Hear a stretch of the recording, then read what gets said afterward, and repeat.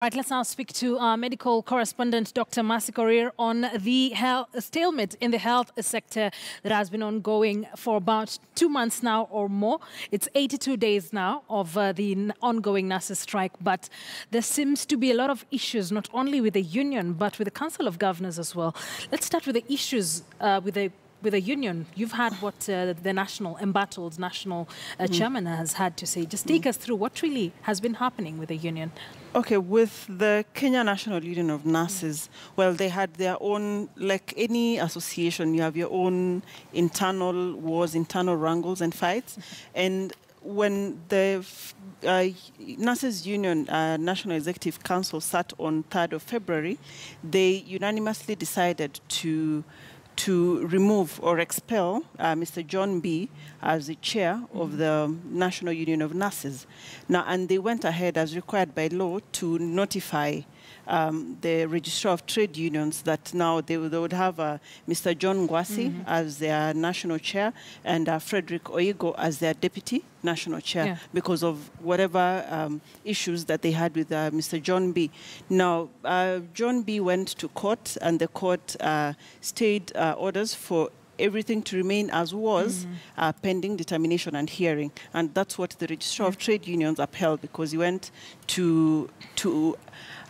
he took the union to court to have him not be removed as the chair of the union.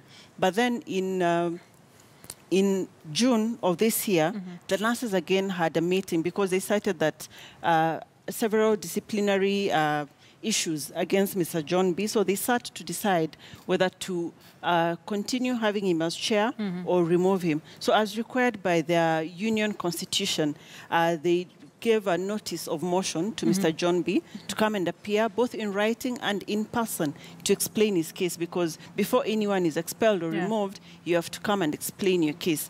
And according to their minutes, Mr. John Bii declined to come for that meeting and said... And instead opted to go to court? No, this was in June. There was the first matter was after the meeting in February to remove him, then he went to court. But now this is a whole new other discussion, new issues raised, disciplinary issues against Mr. John Bii and his representation of the union. So he was given a motion to appear because he was part of the agenda as required by the union constitution to come and discuss that matter so that he can present his case to the National Executive Council before he goes to the Governing Council, who is the final decision maker. So he did not...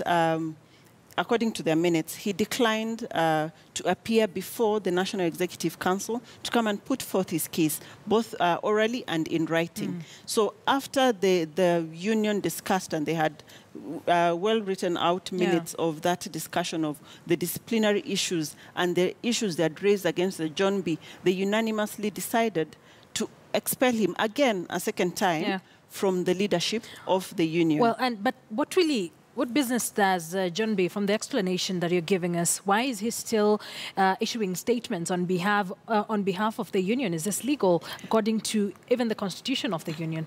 According to, the National Union of Nurses, and discussing this matter with the union officials, he is in violation of their union constitution because once you have been expelled as chair, as is the case, he's not supposed to make any statements on behalf of the Union of Nurses. He's not supposed to say anything on behalf of the Union of Nurses. Secondly, the Labor Relations Act, I think Section 2A, recognizes that the representative of a union is the General Secretary or a person appointed by the General Secretary. So any statements, according to the National Union of Nurses, that are made on behalf of the union should either be coming from the General Secretary or a person appointed by the General Secretary, as is provided for in law. So in this case, the Union of Nurses is faulting Mr. John Bii, one, of misrepresenting the union and openly flouting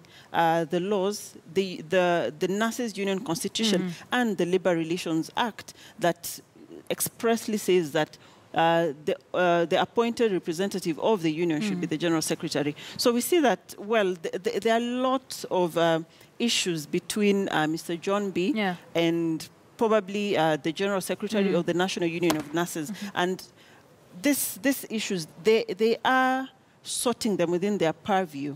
and we hope that they actually do sort them out. And I think Mr. Panyako has been on record of accusing us, the media, actually, of giving Mr. John Bii airtime, giving him a platform to actually talk when he's clearly in violation of some of these rules. So they're really on our case. But this wrangles in the union, are they in any way a stumbling block to their fight for the CBA? Is it in any way affecting this strike or making it go on longer than it's expected? Oh, I don't know if it has any direct relation to the CBA discussion or negotiations or to the strike, because, well, they have a negotiating team that has been in discussion. But what they're saying is that when Mr. John Bii goes on air or is given airtime to talk on behalf of the National Union, then it derails any progress, because now what people are left to wonder is,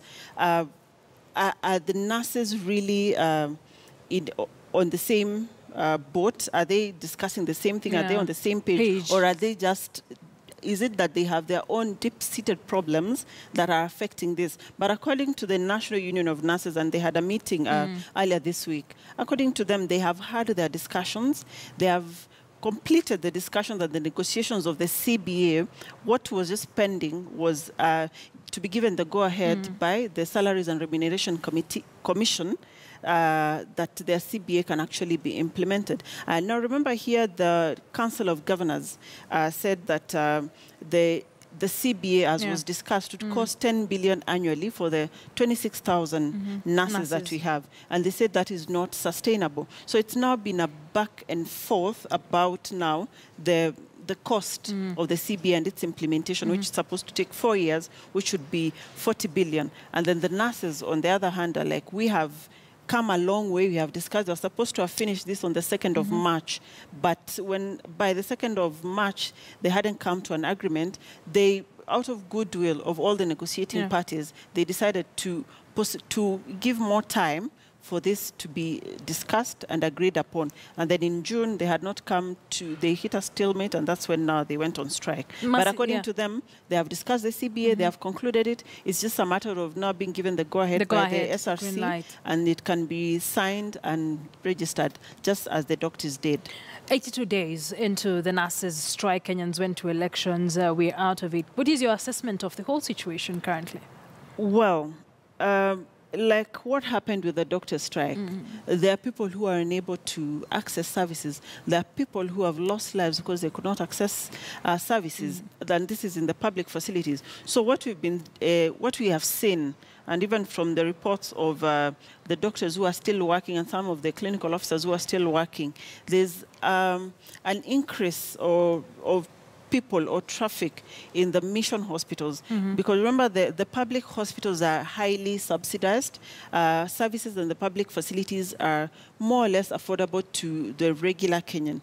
But they have had to, most of them that can afford something have had to go to the mission hospitals because they are the next almost affordable places where Kenyans can seek services from. But then there are those who can absolutely afford nothing. Because remember, services for those who are for children less than 5 years in public facilities for maternal services are free.